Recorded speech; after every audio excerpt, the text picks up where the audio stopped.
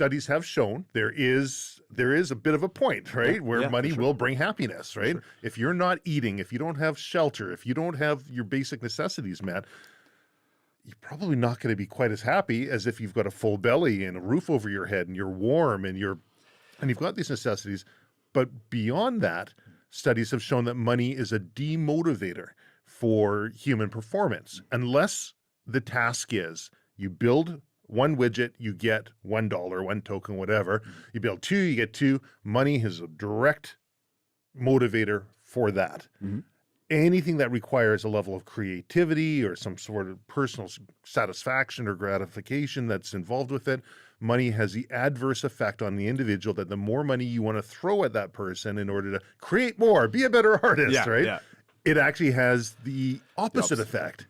Yeah, and I could totally see that. For myself, as I mentioned before, it kind of comes back to that whole stoicism concept is, if you look at Marcus Aurelius, who's one of the great Stoics, this guy was an emperor of Rome. Like, it's very hard for us in today's time to fathom the power of an emperor of Rome. Like, he would look at your wife and be like, that's my wife now, and that's his wife. He would go off with his head and off with his head. Like, it's a different level of power.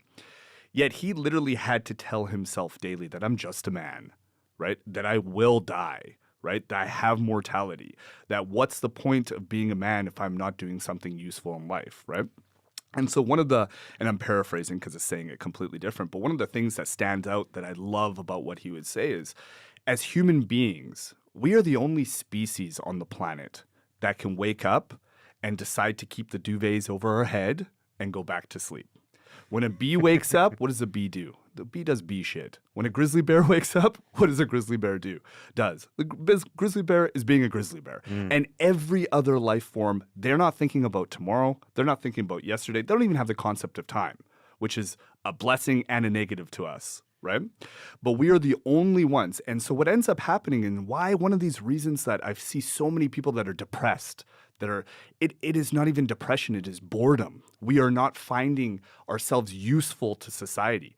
We are not giving anything, so we do not feel accomplished. And instead, our society is turned into a world where we expect the government to give to us. We expect others to give to us. We are wanting to feel that we are taken care of instead of having this personal responsibility. And if you generally want to feel amazing about yourself, go do some hard shit, provide, give, and you are going to feel like the person you're supposed to be, right? And I think this is probably one of the biggest issues we've had in the previous decades is this cultural shift of take instead of give. And no matter what, I don't know the exact percentage, but it's incredibly high. It's something like 70 or 80% of the people that win the lottery end up going bankrupt within 5 years.